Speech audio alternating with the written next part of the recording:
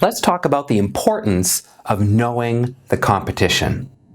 So why is it important to understand or know more about your competitors? Well, because your customers are wondering. Your customers are asking you questions quite often about how are you better and different from the competition?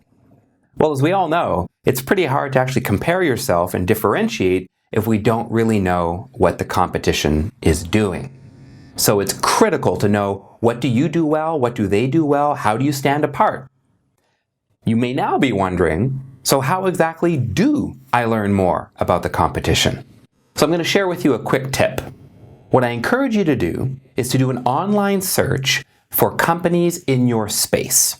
So if you're a real estate agent, you would type in real estate and then your city. If you're in financial services, you would type in financial services or insurance and your city. Or perhaps something more niche, something you specialize in. If you're in IT, ICT, Infocom, technology, you might type in tech companies and then your city. And then just see who shows up. You may already know who your top 3 competitors are because you're probably bidding against them all the time. So then just visit their websites. Research their web pages. See, what do they do well?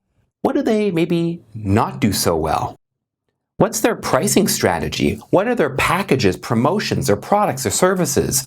Learn everything you can about the competition and then compare them with what you're doing. So at least you'll be able to know what are your points of differentiation. So that when you're speaking with customers, you can speak very confidently and clearly about that.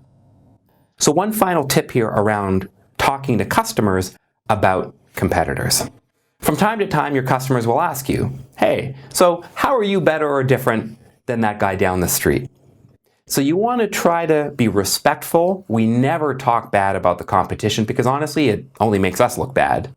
And to be quite frank, if they've actually dealt with that company before and we start talking badly about them, it kind of sends a subconscious message to our customer that they made a bad choice, and we never want to do that.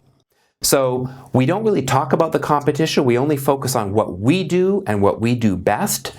So try to keep the focus squarely on you, your company, and how you can help your customers. On to the next video.